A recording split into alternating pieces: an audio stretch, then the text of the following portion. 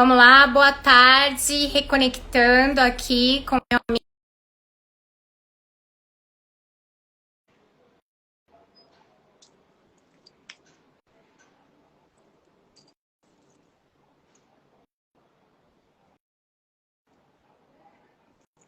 Oi, Gastão! Oi, peraí.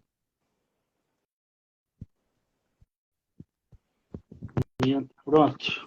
Pronto, Agora conseguiu? pus um fone aqui, eu estou escutando. Eu estou com fone, então tá Ah, dando certo. então tá.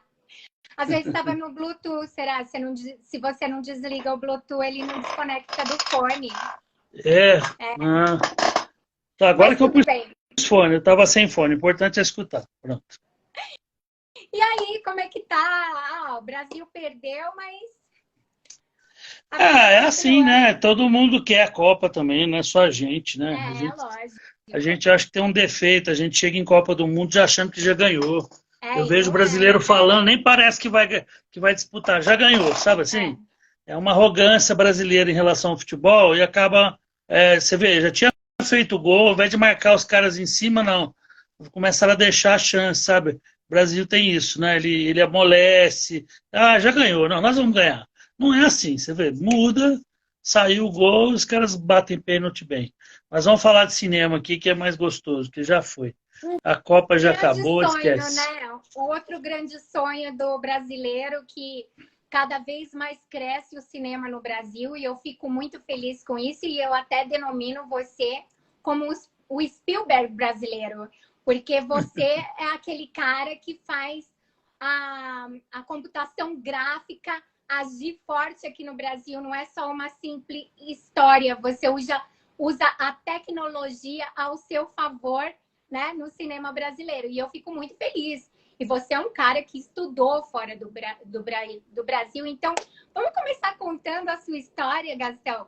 Ser cineasta era o seu sonho de criança? Eu sempre gostei de duas coisas na minha vida, né? Que foi de artes de uma forma geral e de aviação. Tanto que eu fui piloto 7 anos, cheguei até a voar um pouco Airbus na TAM, voei 1.800 horas como piloto, fui na Amazônia, Maranhão, em tribos indígenas. Isso tudo até é bom, porque ajuda o fato de eu poder escrever roteiros mais interessantes, né? Eu acho que eu não sou só diretor, eu sou roteirista. E eu acho que o roteirista precisa dessa vivência, né? Eu viajei 19 países, morei em 3, morei nos Estados Unidos, no Canadá, na Inglaterra. Eu acho que isso conta muito para a história. Não adianta só dirigir. Você tem que dirigir e ter uma boa história, né? Então eu acho que isso faz com que a gente possa escrever coisas mais elaboradas. Inclusive, né, eu até tô aqui, eu até continuei com a roupa do nosso país, Brasil, homenageando o seu grande filme também, que eu tive uma participação especial e eu Sim, agradeço muito a oportunidade, que fala sobre as forças expedicionárias brasileiras, né? O sim. grande filme Homens da Pátria, que é um showzinho nosso que aí passou em várias TVs a cabo. Fala um pouquinho desse filme pra gente, tão brasileiro, tão internacional, tão mundial. Então, né, eu conheci alguns combatentes e eu achava um absurdo a história deles não ter nenhum filme, não ter nada, né? Assim, não se comenta. Porque nós tivemos aí 25 mil brasileiros que foram lutar na Segunda Guerra Mundial. Eu achava que tinha uma lacuna aí, né? Essas pessoas viveram uma história, grande maioria membros de uma camada, membros de uma camada pobre, né? Porque na época, quando foram chamados os filhos dos mais ricos, todo mundo começou a se mexer para tirar o filho da lista. Isso aconteceu muito, né? E acabou ficando para o pessoal de classe média baixa e classe baixa que ir para a guerra, né? Foram 1.700 oficiais, o restante foram pessoas aí catadores de tomate, pessoas bastante humildes a grande maioria, né? E não tinha essa história, eu achava muito interessante. Eu saí procurando histórias que eram conhecidas, né? Porque as melhores histórias todo mundo quer guardar, né? Então eles sabiam, eles comentavam, aconteceu isso, aconteceu aquilo, a gente foi tomar tal lugar. Eu fui recolhendo isso e algumas delas estão no filme, assim. Todas as histórias são reais no filme, menos a que liga todo mundo, que é a do neto, né, que está contando a história. E surgiu também por um fato, eu coleciono militaria, itens de época, né, eu gosto disso. Na verdade, coleciono já pensando no cinema, porque eu posso usar em alguma cena, outra coisa assim. E numa das feiras de antiguidade que eu estava, chegou o neto de um combatente vendendo um capacete do avô. Eu fiquei muito emocionado. Eu fiquei até com o olho mareado, porque eu falei, como que você vende um capacete do seu avô? O seu avô luta na guerra há 1 ano e você vende o capacete do seu avô. Eu não consegui entender, né? Que neto era aquele. E aí eu fiz, foi aí que me inspirou a história, né? Porque no final ele ficou emocionado, acabou pegando o capacete e indo embora e não vendeu. Porque eu falei para ele, não, não, cara, o cara passou 1 ano lutando na guerra. Você vai vender o que ele trouxe, né? E na história é isso, né? É um neto que não conhece nada do que o avô fez e ele passa a descobrir durante o filme. Só que tem um brilho interessante que o avô era um cineasta amador, né? Ele filmava em 16 milímetros e através dos filmes é que vai contando, ele vai sendo contada a história, né? E como é cinema mudo nesse momento, 16 milímetros, ele então anotava tudo das histórias numa agenda, assim, num caderninho que ele vai lendo ao longo do filme, né? Então essa aí o toque inicial para a história, né? Você participou, fez muito bem, ela é uma italiana, na beira da estrada ali pedindo ajuda, né? Isso aconteceu mesmo.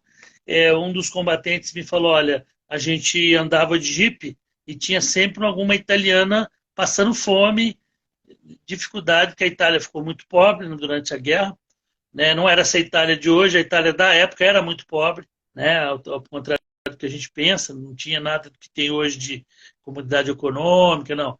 A Itália já era bastante, o interior da Itália era muito pobre e as pessoas ficavam pedindo qualquer coisa. E como os soldados ganhavam um kit de alimentação, né? Eles acabavam às vezes dividindo um pouquinho. Eu vi os combatentes falando para mim, né? Eu entrevistei eles com 90 anos, 92, e eles diziam, a gente tirava um pouco da nossa comida e dava para eles, para as pessoas durante o caminho, porque a gente sabia que eles estavam morrendo de fome e a gente sabia que inclusive a comida sobrava, os americanos traziam tanta comida, que a gente lutou no 5º Exército Americano, que sobrava comida. Se você tivesse mais fome, você podia pedir mais um kit.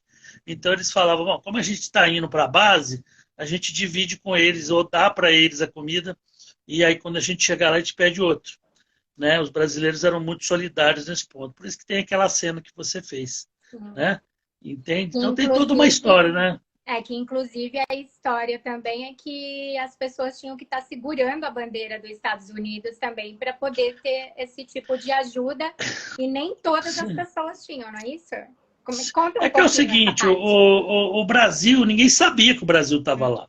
E o Brasil lutou pelo 5º Exército Americano com uniforme americano. Sim. Quando a gente chegou com o uniforme brasileiro, que era péssimo uniforme. Para variar, sempre a gente faz umas coisas assim, né? E aí os americanos sabiam que a gente estava lutando pelo 5º Exército, podia ter um exército maltrapilho daquele, né? Com jaqueta que não servia, para o frio intenso da Itália. No primeiro dia, um monte de gente quase que morreu num campo do vulcão, que os brasileiros dormiram na primeira semana que eles chegaram na Itália, um frio de rachar. E aí o exército americano falou, vocês não vão aguentar, vocês vão morrer aqui, que faz 5 graus negativos, né? E aí a Itália tem um frio grande, mas não tanto. Mas aquele inverno foi um período muito violento de inverno. A gente pegou, durante a guerra, nós tivemos um frio surreal, por diversos motivos. E fez muito mais frio do que é normal. Lugares que fazia 5 negativo, chegou a fazer 15 na época da guerra. Né? Uma coisa que não tinha nada a ver com a guerra, tinha a ver com... Então enfrentou muita neve também, né? Enfrentou uma neve fora do normal. Eu peguei neve na Itália, eu fui 2 vezes para a Itália. E fui para a região ali, conheci Monte Castelo, tudo. Mas filmar lá não dava porque tem casas modernas, sabe? Ficou uma coisa muito modernizada hoje em Monte Castelo. E tem pinheiros, tudo está moderno, né? Durante a guerra estava tudo destruído. Então a gente pegou aquele monte aqui próximo de São Paulo, que era da mesma, um pouquinho maior que Monte Castelo, que parecia mais que o da época, ele está todo descampado, né? Então teve tanto bombardeio ali que o monte estava todo descampado. na Inclusive, época você da usou guerra. a neve artificial, né? Sim, sim, a gente usou um produto que ele fica igual neve, né? A E fiz. tecnologia brasileira. É, Aliás, que você eu estudei estudou em fora, na Hollywood, não foi verdade. isso? Não, eu estudei, não assim, em Hollywood, né? Porque ali tem Los Angeles, tem escola, mas eu não estudei. Eu fiz alguns cursos ali, fiz mais no Canadá, e eu fiz mais na parte de roteiro, né? Assim, fiz algumas coisas na parte de cinema, mas eu fiz mais na parte de roteiro dinâmico, que é um estilo diferente que eles fazem, que é um roteiro, cada 3 minutos tem que acontecer alguma coisa, tem que ter um pico, né? O Brasil não segue muito isso, assim. Infelizmente, a gente segue um sistema, uma estrutura de roteiro que já está obsoleta, né? A gente ensina nas faculdades um sistema que parece um trapézio, que usa umas partes ainda, né, ponto de virada e tal, mas hoje eles usam um sistema lá que não é só filme de ação que é assim, mesmo que o filme seja de drama, a cada 3 minutos você tem que ter um pico e tem que acontecer alguma coisa dentro da cena. Né? Então, a pessoa entrou num quarto, algo tem que acontecer. Não Mas para pode ficar simplesmente entrar até num mais quarto, olhar na ativo, janela. né? Sim, sim, e sim. Você tem uma ideia, Náufrago é um filme que passa numa ilha com um cara sozinho e segue essa regra. Você pode ver que sempre acontece, pode contar certinho. Assim, não pode extrapolar 6 minutos que aconteça algo, né? O ideal é que aconteça dentro de 3 minutos, né? Então você vê em Náufrago, ele encontra a bola lá, ele quase tenta se matar, pular lá de cima, uma outra, sabe? É um tobogã num filme que era para ser monótono, né? E um Porque era monólogo, para ser né? monótono. Sim, um cara dentro de uma ilha sozinho, e o filme é super dinâmico. Né? Ele constrói a jangada, quebra aquele dente dele, acha o cadáver do outro piloto. É uma série de coisas. Eu analisei muito aquele filme, porque ele usa essa estrutura, né? E a gente tenta, né? Eu estou aprendendo muito ainda. A gente tenta fazer dentro desse padrão, que o objetivo é fazer com que o espectador não durma, né? Não bocege e fique ligado. Tem um defeito. Esse tipo de filme no streaming, se a pessoa assistir brincando com o cachorro indo no banheiro, ela não entende. Com Então, eu já tive certeza. gente no Retorno da Luz, que é meu novo filme, que eu fiz bem nesse ritmo. Porque subestima o filme brasileiro, acho que não vai ser assim. Aí fala assim: eu não entendi seu filme. Eu falo: assiste de novo, você deve ter assistido conversando com alguém, vai no banheiro e volta. Não dá, filme assim. Você foi no banheiro e voltou, pode parar o vídeo. Com Você vai perder, certeza. né? A gente usa um ritmo de novela nos nossos filmes, né? Então você pode ir no banheiro, voltar, que você não perdeu muita coisa, né? Eu acho que Fica o Brasil bem tem isso ainda. chato, né? Fica assim, a pessoa, mas isso engessa o filme regra. Pelo contrário, a regra faz você pensar, eu vou fazer uma cena. Poxa, eu vou fazer essa cena. Ah, mas a moça vai lá na janela e fica olhando o ambiente.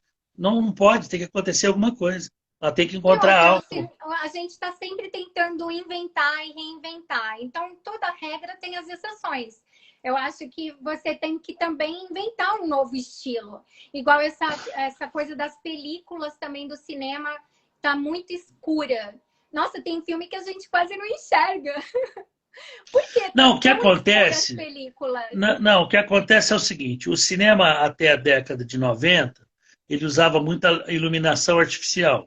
Então Uhum. ele ficava muito construído, né? Ele ficava diferente da vida real. Ficava muito diferente. Você olhava aquela luz da janela, aquela luz pesada passando pela janela, tudo. Com as câmeras digitais tendo uma sensibilidade muito alta, hoje você quase não precisa de iluminação. Você precisa, mas é muito menos, né? Hoje você não precisa de uma cabeça de 20 mil watts que você tinha. Você tinha cabeças de luz que são do tamanho de um Fusca. É só ir em São Paulo, tem aqui para locação, né? Você olha o tamanho daquilo, é um absurdo, assim, é um absurdo. Precisa de 5, 6 pessoas para tirar do caminhão, para colocar no tripé, né? Um HMI daquele. Aí o que, que acontece? Com as câmeras tendo uma sensibilidade super alta, você com pouca luz você faz uma boa cena. Então as pessoas estão, os novos diretores estão querendo trabalhar com uma vida real, fazer a iluminação da forma que ela é nos dias de hoje, né? Então, assim, hoje você tem uma cena mais realista. E o mundo não é tão iluminado assim. para pensar, olha dentro da tua casa. Então, era comum uma pessoa dentro de uma casa, eu lembro a Grande Família, a iluminação era tão exagerada, né, que parecia que estava num consultório de dentista. Uma casa humilde, geralmente usa uma lâmpadazinha no teto, uma iluminação estatelando de luz, né? É muito fora da realidade. Eu sou privilegiada, porque assim, aqui eu estou na luz da minha janela, aqui da sala. Aqui a luz só acaba depois das 6 horas da tarde. Sim, mas se você olhar, você vai ver tonalidades no fundo ali, ó, onde a luz já está, né? Ela vai perdendo, escuro, né? Sim, mais escuro. Claro. Então, hoje o cinema está indo para esse lado, né? Sim. Então, por exemplo, você vê um filme com castelo da década de 70, era clarinho o castelo. Mas não Qual dá que é o pra raciocínio iluminar hoje? Um pouquinho o rosto das pessoas, só tipo assim, porque tem gente que a gente Sim. não consegue enxergar o rosto. Se você vê nos meus filmes, está claro, são Graças clarinhos, né? Eu tento Deus, evitar obrigada. isso. Mas você vai ver aí dentro dos filmes, novas séries da Netflix, tudo. Então, se o filme é com luz de vela, é visual de luz de vela. É sim. escuro, né? Eu acabei de ver um filme de época agora não estou me recordando o nome, na Netflix, eles usaram iluminação como era na época, entendeu? Se é candelabro, é candelabro. Então você vê aquela coisa, aquele vulto todo. Isso era muito difícil de se fazer na década de 70, porque você precisava de uma quantidade de prata dentro do filme. O filme tinha que ter prata, para ele aumentar a sensibilidade. Então você comprava, por exemplo, se você fosse filmar durante o dia com muita luz, ele era ASA 100, ou ISO 100. Se você fosse aumentando a sensibilidade, você tinha que pôr muito mais prata, era muito caro. Então, por exemplo, uma sensibilidade 400, o filme era absurdo. Para fazer aquelas cenas escuras, você precisava gastar o que você gastou em metade das latas de filme só naqueles 2 minutos de cena. Hoje não, o próprio sensor ele consegue simular, ele consegue atingir ISO 400, até muito mais. As câmeras, para ter uma ideia da tanta potência que elas estão hoje, elas conseguem gravar com ISO 3200, uma sensibilidade absurda. Então você consegue fazer uma cena com candelabro legal, você consegue fazer uma cena com uma luz de vela legal. E os novos diretores estão explorando essas novas possibilidades que antes eram inviáveis, né? O melhor filme que eu me lembro... Oi? As câmeras hoje também têm visão noturna, né? Tem Não, mas para filme não. Para filme... 4K, né? High Definition, elas têm a visão noturna também, né? Que deixa ainda a tela mais clara. Não, se for uma cena militar, uma coisa assim. Mas uma cena normal, não, né? Você tem que usar a sensibilidade do sensor. Que vai até 6.000 e tanto, mas aí já granula. A gente sabe, assim, eu assisto sempre teste de câmera, a gente sabe que elas estão conseguindo as mais caras ir até ISO, né, 3.200 sem granular. Então você consegue fazer uma cena que uma pessoa está no escuro mesmo, você ainda vai ver ela sem grânulo. Porque a ideia é que começou a granular, já não presta mais. Entendeu? Começou a granular a imagem, não adianta botar em 6.400 e granular. Aí já é considerado que não serve mais para a cena, do ponto de vista de fotografia cinematográfica. Então a gente sabe que algumas câmeras estão atingindo, né, 3.200 sem granular. Isso já é muito bom, dá para você fazer então uma cena à luz de velas. Naquela época não, o que você fazia? Você acendia a vela, iluminava a cena, só que você sabia que aquela cena, o filme, como está escuro, pouco iluminado, ia comer aquela luz.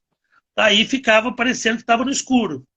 Então, você quando ia ver o filme, a cena em si, como que ela tinha sido filmada, era muito mais claro, né? Era muito mais claro. Só que a gente sabia que o filme engolia aquela luz e acabava ficando escuro, né? Hoje não. Hoje a gente consegue gravar bem próximo do real. Então hoje está bem... Isso foi recente, assim, esse boom da sensibilidade dos sensores, ele aconteceu nos últimos 10 anos. Até 2010 era uma porcaria a câmera digital. Tinha que iluminar, muita luz, aí de uns tempos para cá eles conseguiram, né, principalmente a Sony é que está com a maior sensibilidade hoje. E começaram lá atrás, né? A Sony foi uma das pioneiras com o George Lucas. Né, os primeiros, os 3 Star Wars, não os 3 primeiros, os outros 3 que vieram depois dos 3 primeiros, ela desenvolveu a Cine Alta, que é uma câmera que fez esses 3 filmes, né? Sim. E essa câmera, ela, quer dizer, já tem, a Sony é meio que uma pioneira, depois que veio a Red, né? A Red veio depois, e para entrar nessa briga aí, e aqui, a mais famosa de todas, que é a Arri, veio por último. Os alemães, a câmera mais famosa de cinema é a Arri. E os alemães vieram por último porque eles demoraram para lançar. Eles falaram, ó, a gente só vai lançar um sensor quando realmente a gente vê um sensor muito bom. Porque a gente tem um nome a cuidar, né? A Arri é muito famosa. Então a gente só vai entrar nessa briga o dia que o sensor for muito bom. E hoje a líder do mercado é a Alexa Mini, né? Que realmente é considerada assim, o primeiro lugar de câmera de cinema no mundo. São as três primeiras, né? Primeiro lugar hoje está em primeiro lugar a Alexa, né, da Arri. Em segundo lugar a gente tem a Red. Em terceiro lugar, junto com a Sony, tem aí a Blackmagic. Essas são as três primeiras. As três câmeras mais famosas de cinema no mundo, né? A Sony está brigando junto com a Blackmagic hoje, né? Aquele filme sim. que foi gravado, A Bruxa de Blair, que foram estudantes de cinema que fizeram com uma câmera simples. Não, assim, na verdade, eles falaram que foi, mas é uma história. Não, eles usaram uma 35mm, né? Não, eles usaram uma câmera de cinema, direitinho. É que eles tentaram simular como se tivesse feito com uma câmera de vídeo. Então, sim, depois, na pós-produção... Mas mesmo assim ficou barato que eles usaram uma câmera só o filme todo, né? É uma historinha da carochinha. Aquele filme... que revolucionou também, né? Que depois disso vem os filmes sobrenatural também, que eles fizeram essas jogadas e tal. E aí vem tudo uma sequência, é o que eu te falo. Inventa, cria e depois se reinventa em cima da criatividade do cineasta, né? A Bruxa de Blair, a jogada está mais no roteiro do que na câmera. A câmera é uma câmera de cinema normal, qualidade alta, tudo. Depois eles aplicaram filtros para parecer que era uma câmera de vídeo, né? Mas a vantagem foi o quê? Usar uma câmera só o tempo todo, que o Brasil faz toda hora. A gente faz toda hora o que eles fizeram ali. O americano normalmente não faz, usa 3 câmeras simultâneas, tal, pelo menos 2. E eles fizeram isso. E a sacada foi o quê? Quando você fala que você é uma câmera de vídeo, você reduz cenário, você reduz o que aparece na cena, a amplitude da cena. Então ficou um filme mais barato, né? Às vezes não tinha porcaria nenhuma em volta, eles gravavam só no meio do mato ali, alguém atacando alguém, e isso barateou muito a qualidade, o custo de produção do filme. Ele ficou um filme muito barato e acabou dando um retorno super alto, porque era uma coisa nova, né? É um filme todo feito com a câmera de vídeo suspense, que na verdade não era de vídeo, né? Era muito melhor, e acabou então mais criando esse clima de como que seria uma história feita, hoje seria em celular, né? Na época não tinha ainda. A Bruxa de Blair já é antiga, né? Tem mais de 20 anos o filme. Mas ainda então, né? Ainda tá entre os filmes que foram criativos. E na sua cabeça de cineasta, eu queria ver assim um pouco, porque eu amo também dirigir, amo essas coisas. Eu já dirigi comercial, então assim, dentro da minha cabeça eu bolava aquilo, eu já enquadrava o que... Isso inclusive, em todos os meus programas, né? Na UpTV mesmo, no Fantástico Mundo de N, eu convidava as pessoas, eu já tinha o formato, tudo, onde ia ficar as pessoas. Então, eu sabia que todo mundo ia caber dentro ali. Então, a gente tem mais essa ideia. E, assim, a gente cria e a gente quer que a pessoa entenda o que a gente está criando. Igual, eu fiz um comercial que eu tinha que falar com um bichinho. Então, eu tive que contratar uma pessoa para desenhar em desenho animado aquele personagem, para eu interagir eu, ser humano, interagir com um desenho animado. A pessoa que desenha falou, imagina, mas não pode você interagir com... Como não? Né? No cinema pode tudo, né? Como eu não posso interagir com um desenho, com um boneco? Lógico que eu posso. E aí eu consegui transformar isso em realidade, mas depois de muita conversa. Como que você faz com a sua criação e produção? Eu tenho cabeça de pintor clássico, né? Eu estudei Rembrandt, Vermeer. Esse foi o primeiro contato que eu tive, que eu nasci numa cidade pequena do interior. Eu tive a sorte da Dona Lucy, que era uma pintora de cusquenhos, que aprendeu técnicas barrocas, europeias. Eu tive aula com ela e ela me passou essas técnicas todas, mas desde pequena eu sempre visualizei a cena. Porque mesmo um pintor, você pega um Rembrandt, Sim. ele já está, ele vê aquela cena, ele não vê um quadro, ele vê a cena, ele vê todo mundo sentado na sala ali e ele pinta. Isso. Então ele imagina, então eu tenho essa coisa, eu vejo ângulos diferentes de câmera, eu já vejo o filme todo. Eu Sim. costumo brincar, não sou só, depois descobri que o outro diretor falou a mesma coisa, né, que eu vou falar agora. Eu acho que se eu plugar um fio, eu já tenho um filme pronto na cabeça. Sim. É claro que até o final do filme, enquanto eu estou desenvolvendo o roteiro, ou mesmo quando eu estou rodando, eu vou tendo novas ideias, novas soluções, eu vou alterando coisas.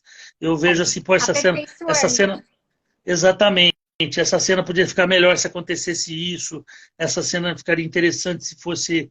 Agora mesmo a gente fez uma cena, a gente falou, poxa, se tivesse um trem atrás, sabe, se tivesse uma ferroviária atrás, aí a gente foi num lugar que passa trem toda hora, para que durante a cena ficasse passando trem e desse um clima de suspense, né?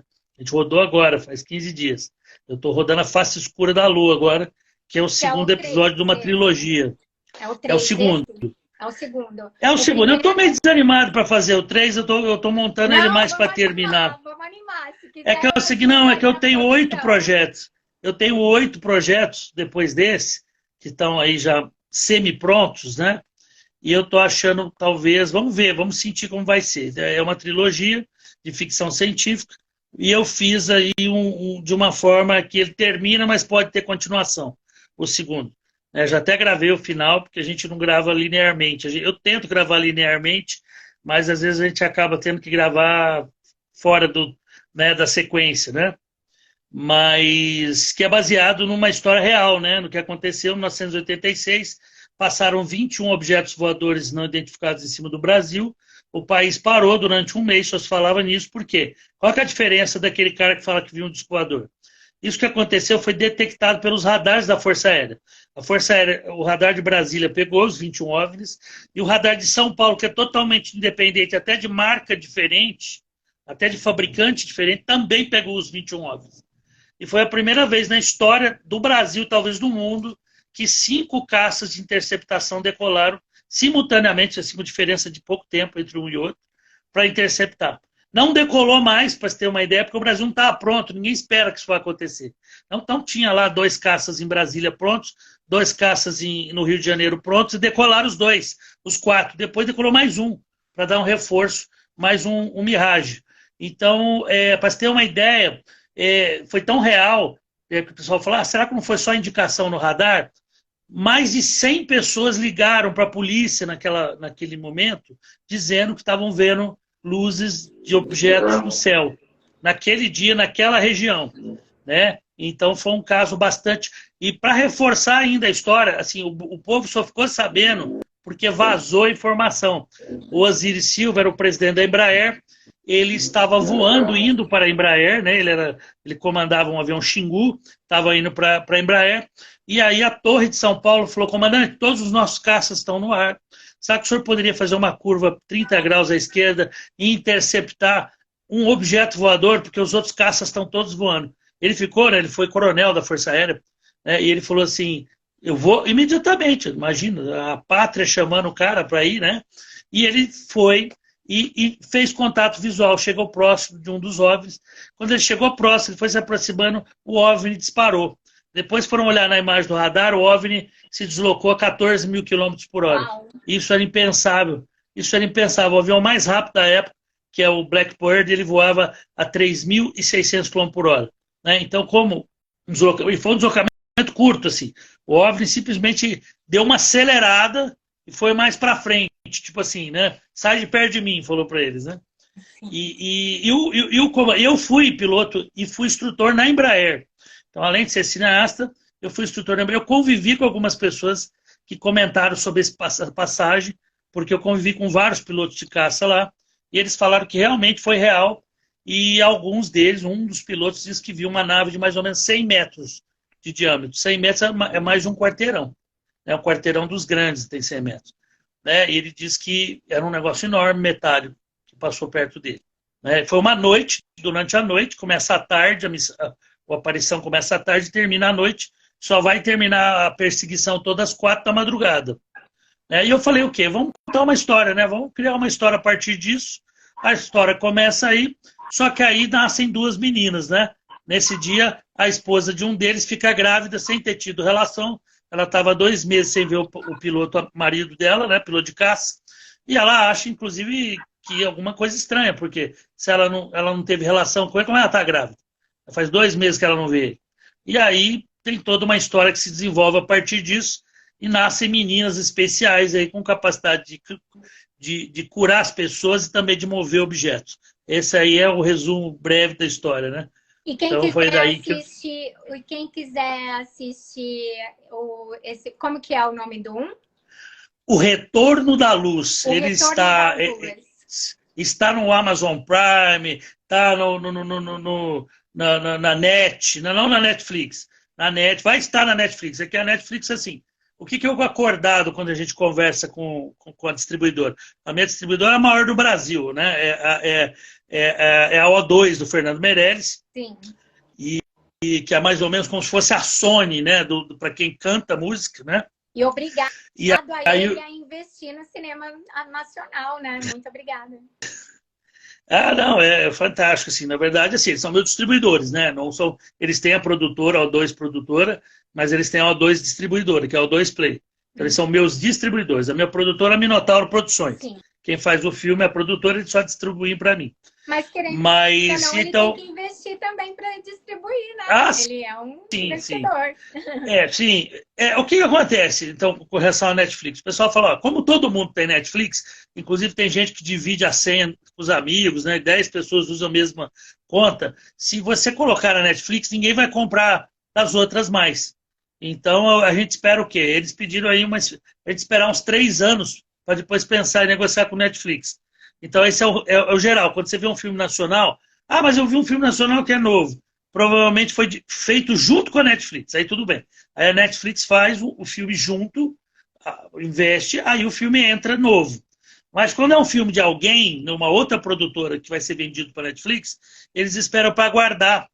Né? Porque, por exemplo, o filme está no iTunes, meu filme, está no Google Play, está tá na Claro, né, na Net da Claro, né? Quando você entra lá no canal da Net, você tem aqueles filmes da Net. Não é mais Net, agora é só Claro mesmo. Não, chama, como é que é o nome mesmo? É o Now, desculpa, eu falei errado. Não, claro, é o Now, chama Now. Isso, Now da Claro. O Now é onde ficam os filmes, é no Now. Sim. Antes chamava Net, eu falei errado. E quando comecei, meu primeiro filme foi para a Net, ainda era Net, por isso que eu estou confundindo. Sim. E aí, então tá em todas, está em 8 plataformas, né? Está em 8 plataformas, principais 8 aí do país, e algumas internacionais, como é o caso da Amazon Prime e como é o caso do iTunes, né? Que é da Net, da Apple, né? Sim. E que é um orgulho também estar no iTunes, né? No iTunes é Apple, né? Mas eu Homens da Pátria, quem quiser assistir também, acha onde o filme? Cortou o som. Ele ficou até o ano passado. Voltou? Voltou? Agora voltou. Eu acho que eu botei o dedo no microfone aqui. O Homens da Pátria, ele ficou desde 2015 em todas as plataformas, mas tem um tempo, né? O filme ele vai saturando, né? Normal. Sim. O que acontece? Ele até bateu recordes, assim, para você ter uma ideia, ele foi reprisado 101 vezes. Olha, a Warner Bros. Que é uma coisa anormal para um filme nacional. Né? Talvez Tropa de Elite, um filme assim, tenha passado tantas vezes. Foi um sucesso, que é esse dos Pracinhas, né? Foi um sucesso. Eu gostaria de fazer muito mais, mas a gente tem limitações de dinheiro no Brasil, né? O que a gente faz comparado com o americano é ridículo, né? Assim, o americano tem, em média, 100 milhões de dólares, a gente vai fazer um filme aqui, a gente não tem $1 milhão. A gente não tem 1% do que eles têm. Não tem. Um filme de proporções grandes no Brasil tem $1 milhão, que é 5 milhões de reais. Um filme de 5 milhões de reais no Brasil é um filme caro, né? Então, assim, a nossa proporção é ridícula. A gente faz com 1/10 a gente faz assim com 1/1000 do orçamento americano. 1/1000, entende? A grande maioria dos filmes aqui é feita com menos de $1 milhão, né? Então, assim, seria o quê? Vamos dizer aí, né, uma pequena fração aí, ridícula, menos de 1% do orçamento. Hoje os filmes americanos nem estão custando isso, estão custando mais. Esses filmes da Marvel, por exemplo, custam 150 milhões de dólares, né? Então já subiu. As últimas produções têm atingido isso. Já a Netflix, não, a maioria dos filmes dela custam 5 milhões de dólares. É um ou outro que ela gasta mais. Entendi. Mas é claro, porque ela já tem setup de câmeras, ela já tem uma série de coisas que ela sabe que vai produzir sempre, então ela já tem muita coisa. Então ela barateia muito. Ela já tem os núcleos de produção dela. É diferente, né, de você alugar tudo e fazer tudo. Ela não, ela monta lugares que ela produz muito, ela faz parceria com produtoras também, e fora dos Estados Unidos é muito mais barato, né? Os Estados Unidos é careiro, porque os Estados Unidos ele exige primeiro, segundo, terceira assistente de câmera, primeiro, segundo, terceira assistente de maquiagem. O sindicato exige. Então o filme fica muito caro. Você não consegue fazer um filme nos Estados Unidos por 25 milhões de dólares. Um filme razoável. A gente faz o mesmo filme no Brasil por 2 milhões de dólares. Entendeu? Porque os salários nós são mais baixos, tudo é uma proporção menor, né? O americano não, o sindicato é muito pesado. O sindicato fala, não, como que você vai fazer um filme? Cadê os assistentes? Ah, mas eu não preciso descer, não interessa, tem que ter, sabe? Então, o George Lucas comprou uma fazenda, começou a produzir tudo lá dentro e não cumpria isso aí. Ele falou, tá dentro da minha casa, eu ponho o que eu quiser. Ele tomou processo, foi boicotado, porque ele falou, não, eu não posso ficar produzindo um custo desse, assim, a gente não consegue trabalhar. Né? Então, acho que quem tem que julgar quantas pessoas ele precisa na equipe é o diretor, o produtor. Eu acho que o sindicato acaba sendo atrapalhando nos Estados Unidos. Tanto é que hoje a Netflix ela vai para outros lugares para produzir. Ela está produzindo na Turquia, está produzindo na Grécia, está produzindo... No Brasil ainda muito pouco, comparado com o que ela faz no exterior. Por isso está crescendo, né? Apesar de ser está crescendo. streaming. A tendência é essa, a tendência é produções, a HBO está produzindo muito também, em parceria. Eu tenho mandado projetos meus aí, eu tô com, como eu te disse, eu estou com 8 projetos aí na fila. Né? Vamos ver. E vamos realizar todos, hein, Gastão? Quero ver, hein? Quero tem muita coisa legal, ainda. Boa aí. Tem muita coisa legal, boa aí, vindo a caminho aí. Eu tenho uma série de coisas interessantes aí que devem vir, além desse que eu vou terminar agora, né? Eu espero que seja lançado em julho do ano que vem, né? A Face Escura da Lua. Né? Temos um filme, talvez espírita, que deve vir aí, espiritualista, né? Que é interessante também. Temos um filme aí sobre os últimos dias de Van Gogh, que eu gostaria de fazer. Estou querendo rodar em Olambra, que é um lugar que recebeu 30 mil imigrantes holandeses. Então tem uma série de coisas interessantes, vão ter bailarinas no filme, coisas interessantes. Então tem muita coisa gostosa aí que pode vir aí no caminho aí, né?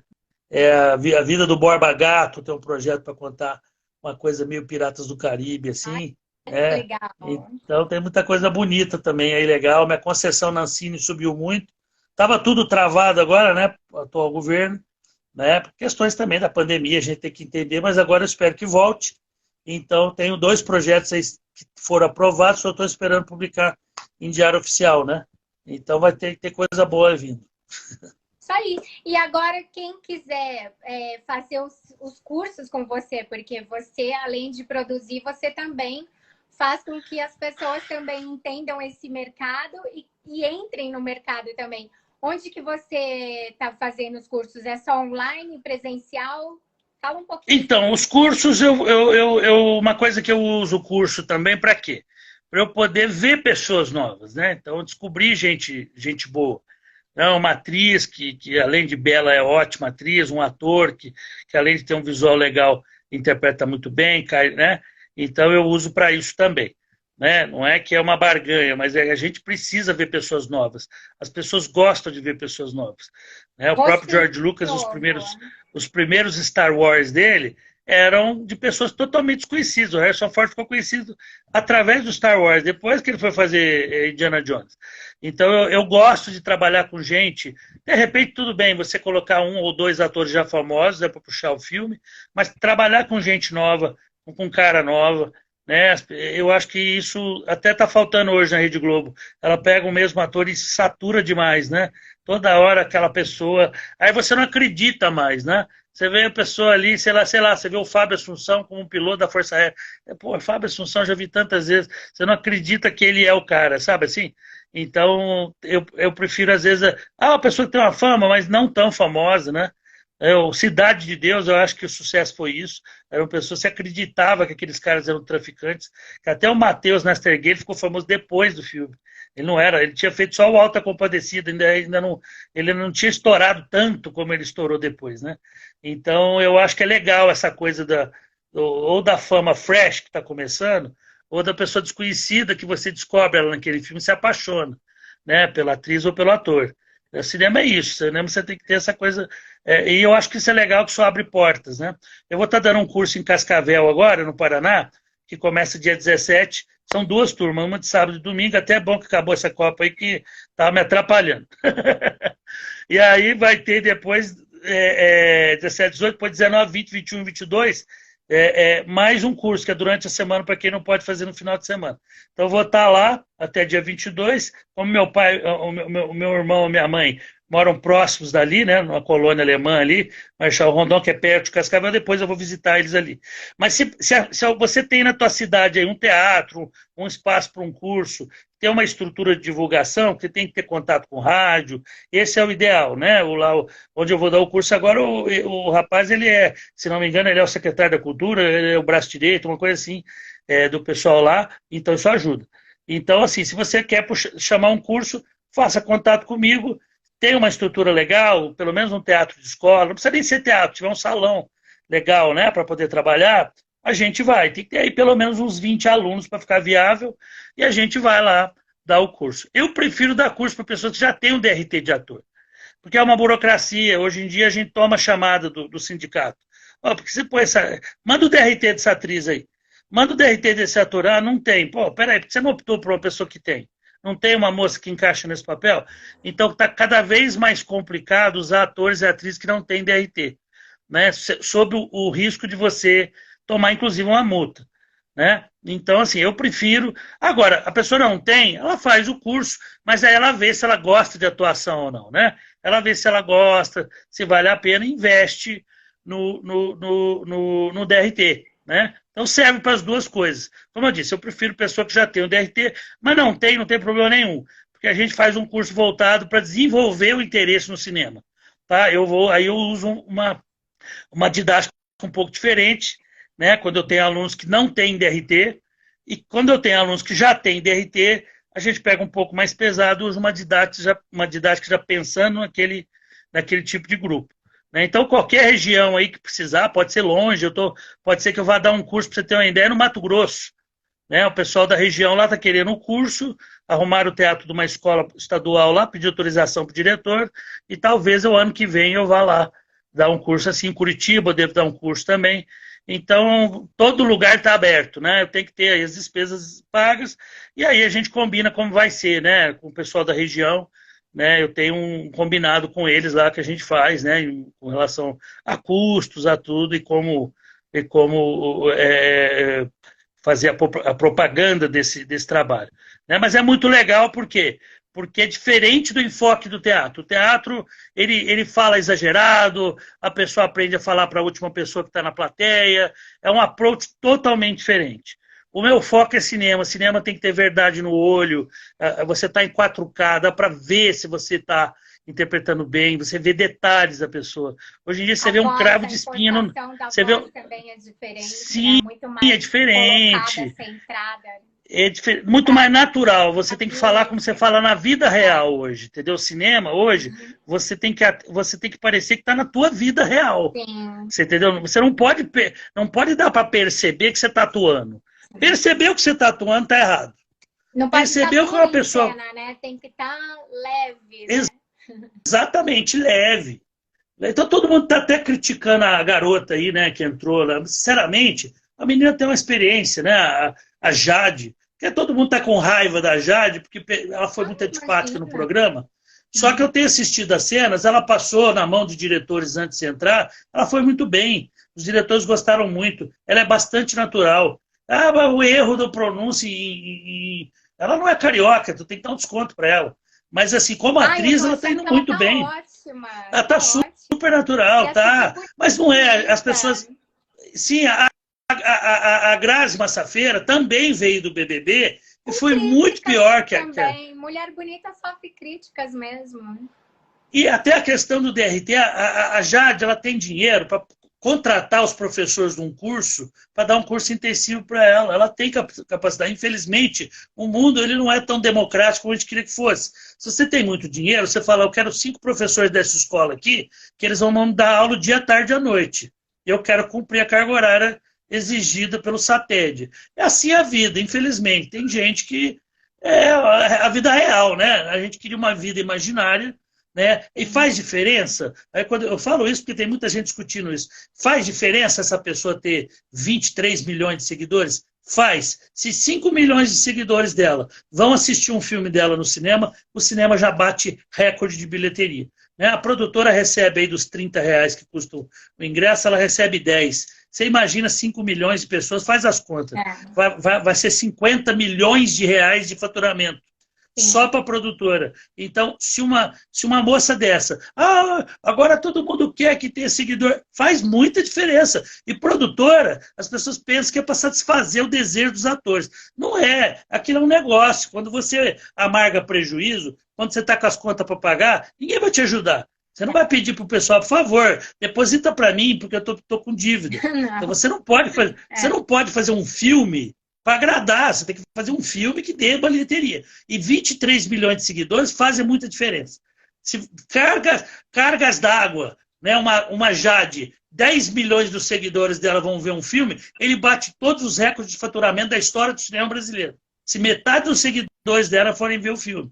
Olha lá, você tem uma ideia. Então, e o que eu falo para os atores? Cada vez mais postem vídeos, tem um grupo de pessoas que te segue, porque na cabeça de quem está produzindo, fazendo investimento, o que ele pensa? Se tem 23 milhões de pessoas que seguem ela, é porque tem 23 milhões de pessoas que gostam dela. Senão não exatamente. ia seguir.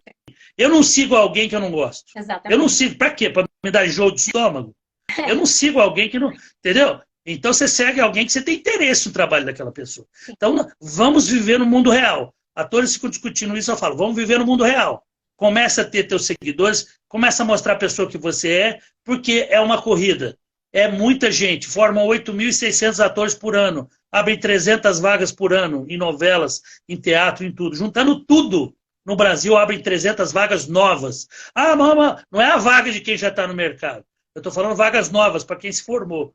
Então, forma 8.600 atores, formam, né, para 300 vagas. Então, sempre tem um déficit. Né? Cada 10 anos você tem 86 mil atores novos.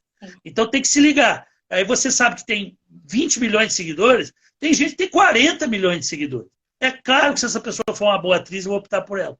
Não só eu, qualquer outro diretor. Em sã consciência, né? Como eu disse, quando ele está endividado, ninguém vai ajudar ele a pagar as dívidas. Ele tem que investir num Exatamente. caminho melhor. Hã? Sim.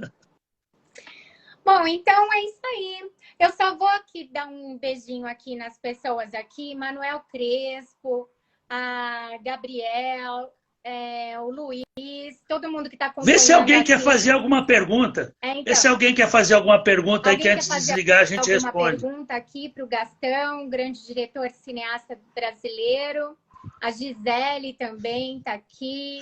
Ah, virei imortal da Academia Brasileira agora, hein? Olha lá, hein? Tá vendo? Você viu? Eu virei imortal da Academia 2 meses atrás. Tô chique Parabéns, agora. parabéns. A Maria também está aqui com a gente. O João, a Sirlene. Tem gente aqui que não dá para ler meio que o arroba, mas Inime, André, Gilberto, Fábio Arruda, Alex, que eu deixei para falar por último, deixei você falar, e agora os agradecimentos às pessoas que estão assistindo aqui. O Jander, o Miguel, a Débora, o Jeff, inclusive, Que que é meu legal. primo também, esposo da minha prima, a Magali, Denise, Dres, Fernando, meu primo também, Dré 2000, Nirajan, que também sempre acompanham meu trabalho. O Bazar Lilian Garido. Mas pergunta não tem ninguém, não? Então, por enquanto não, porque a gente, como estava só com nós dois conversando, as pessoas foram... tem gente que está, assim, escrevendo aqui, mas eu vou chegar lá, tá? Foram entrando depois, né? O EBAP, o Carlos, o Arthur, a Priscila, que é minha prima também, ó, os meus primos tudo aqui, o Paulo Henrique, o João, o Augusto Maia, o Edu, o Fábio também, a Niela Reis, Ketura. É que eu deixei muito tempo, ó, entrou muita gente. A Cá, então... o Luciano, a Iana, o Léo. Bom, então eu vou deixar você falando oi para eles aí. O Niraj, ele é americano, eu acho, e ele tá falando aqui em inglês, eu não sei inglês, mas vamos lá. Se tiver como eu ver aí, eu respondo, que eu falo inglês. Oi? Se precisar, eu falo inglês com ele. Tem a pergunta aí, você sabe? O que ele tá falando? Your smile speak itself. O Léo também tá aqui, daí o Niraj fala, excellent expression on your face. O Bruno também, beijo, meu amigo. I love you. I love your expression. You seem to be very intelligent. Lots of love out of natural love and affection. Eu preciso ver se ela tá falando isso para você ou para mim. Não, para mim. Eu não sei se eu... então tá bom. God bless you forever. O Gustavo também entrou. Your looks must be beautiful and on the earth. David também entrou. E aí começa a aumentar aqui, ó. Suggestion for better... Bom, eu vou encerrando por aqui, então. Deixa você falar aí um áudio para eles. Uma pergunta aqui para você, Gastão. Calma, deixa eu ver. Gastão. Sem pressa. Suggestion for better understand and appropriate reply to the conversation to be little be providence in English language. Ele está dando uma sugestão aqui, acho que para fazer a entrevista também em inglês, né? Podia fazer também, não tem problema nenhum, né? Eu falo fluente. O Danilo também está aqui, dando um beijo também. You love Democratic Nation Brazil and the Brazilian too. Beijo para todo mundo de todos os países que acompanham também. Long life and Annie. O Anthony também aqui. A Magali falando parabéns pela live. O Cláudio entrou agora. O também é gringo o nome, eu não consigo falar aqui. O Sandro Amorim. O Elvis Word. Eu vou falar com os... Também. Deixa eu mandar um oi para os gringos aí. Por favor. Unfortunately, this interview was in Portuguese. We can make it in English, no problem, because I speak fluently. But today it was in Portuguese, okay? But we can set one day an interview to be made in English. Is not a problem, okay? Welcome for the actors and for the technicians that work in the cinema industry. You can send me curriculums if you have a chance to work in Brazil, but in the future we have a chance. Maybe we will make movies in the United States too, so we can take curriculums for technicians and even for actors and actresses from outside of Brazil, because probably with, for example, with Netflix and Amazon Prime, we will start to make movies spoken in English. We will start to to make some movies spoken in English, because today we are starting to produce movies for around the world, not only Brazil, for movies that can be spoken in any, we can see in any language, in any country.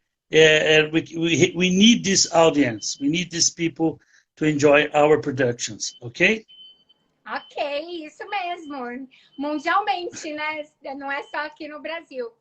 Sim. E a Ângela também aqui, também mandando beijo. O Gabriel. O Sandro Amorim falando, Anne, saudades. O Cláudio também. Bom, é isso, gente. Por exemplo, esse filme que eu quero fazer sobre os últimos dias de Van Gogh, provavelmente os atores vão falar inglês. Até porque a gente está fazendo um filme que seria falado na Holanda, e o holandês, eu já fui para a Holanda 2 vezes, eles têm sotaque quando eles falam inglês, né? Eles falam com sotaque. Então, eu estou vendo atores que falam inglês, né? E aqui no Brasil, que tem o inglês fluente, tem pessoas que moraram fora, tudo. Provavelmente, eu estudo inglês, provavelmente, mas assim, eu sou bem segura em questão a isso. Sim. Como a gente não tem amigos que são americanos, são nativos, tal, então você não tem com quem conversar, você acaba só ficando ali no papel, na leitura, na escrita, né? Mas, então, tem que mas essa é uma tendência, tá? Mesmo na Turquia, eles têm pego atores que falam inglês, tem vários filmes turcos falados e que os atores estão falando inglês. Porque a ideia é essa. Língua mundial, né? E realmente, assim, o pessoal não gosta nos Estados Unidos, eles estão lendo muito mais, mas eles não gostam de ler legenda. E é o público, goste ou não, é o público maior do mundo, mais rico, né? Os Estados Unidos hoje tem 370 milhões de habitantes, com nível de consumo altíssimo, né? É quase o dobro do Brasil de população. Então, pesa muito fazer sucesso no mercado americano. Então, muitos países que estão produzindo fora dos Estados Unidos, né, para Netflix, por exemplo, para a Amazon, estão fazendo seus filmes falados em inglês, mesmo com sotaque. Né? Porque fica aquele sotaque regional. Você tem um italiano falando inglês, você vê ele, é o italiano falando inglês, aquele sotaque do italiano falando inglês. Então, mas ele acaba tendo mais sucesso, porque tem muita gente que ainda tem aversão. Não adianta falar mal do americano, ficar brigando com quem compra tuas coxinhas. Eu falo, a mulher faz coxinha para fora, aí vai brigar com o vizinho que eu compro todas as coxinhas dela. Não, os Estados Unidos é o que mais compra. Então não adianta brigar com ele. Eu vou falar em português, dane-se, eles que se virem. Não é assim. A gente tem que se adaptar a quem paga as contas. Né? E eles pagam boa parte das contas. Os europeus também. A Inglaterra também consome. E vários produtos, vários países europeus falam inglês fluente. Então preferem escutar em inglês do que escutar em português, que é lendo legenda. Então vai aumentar o número disso. Eu sempre falo para os alunos, estuda inglês, procura falar bem inglês, né? Porque o meu inglês decaiu muito, né? Que eu não estou mais morando lá fora. Então decai, mas eu ainda falo bem fluente. Mas volta rapidinho, eu chego lá, em 3 semanas já estou up de novo, que você volta a escutar e falar toda hora, né? Então é isso, agora a gente vai ficando por aqui, então, dessa delícia de programa, desse incrível sonho aí desse grande cineasta brasileiro, Gastão Coimbra. Quem quiser ver mais sobre a carreira dele, os filmes dele, os cursos dele, é o @Gastão Coimbra, não é, Gastão? Em todas as redes. Isso. Essa entrevista vai subir em todas as minhas redes sociais, o YouTube N Abreu e o resto de todas as plataformas. A gente vai ficando aqui. Antes disso, parabéns a Anne Abreu, hein? Te dar os parabéns ao seu programa, tem que te dar os parabéns. Obrigada. Que além de linda, você está sempre envolvida com produções audiovisuais, com programas de auditório, uma pessoa que fala bem, uma pessoa sorridente, passa uma coisa positiva para quem está te assistindo. É um sucesso você, hein, Anne? Porque, inclusive, o meu sonho é o mais lindo do mundo, né? Porque enquanto existem sonhos e as pessoas realizando os sonhos dela, eu tenho as entrevistas delas para continuar realizando o meu sonho. Porque o meu sonho precisa ter pessoas que são realizadoras dos sonhos delas. Então, realizem os seus sonhos e venha, porque o próximo sonho pode ser o seu contado aqui, não é? Fábrica de Sonhos, sempre bombando e bum, explodiu outra vez com essa entrevista. Thank you very much, a word. Ok? Obrigada a todos os brasileiros e todo mundo do mundo inteiro por essa entrevista. Muito obrigada e muito sucesso, Gastão. Sempre continue realizando o seu sonho. Porque com o seu sonho você realiza o sonho de muitos atores, produtores e todo mundo que, né, essa grande indústria que trabalha em volta de um grande cineasta. Um abraço para vocês, né? Um bom final de semana que está entrando aí. Muito obrigada. Tá bom? Obrigada. Beijinho e tchau, tchau. Kisses, kisses and bye, bye.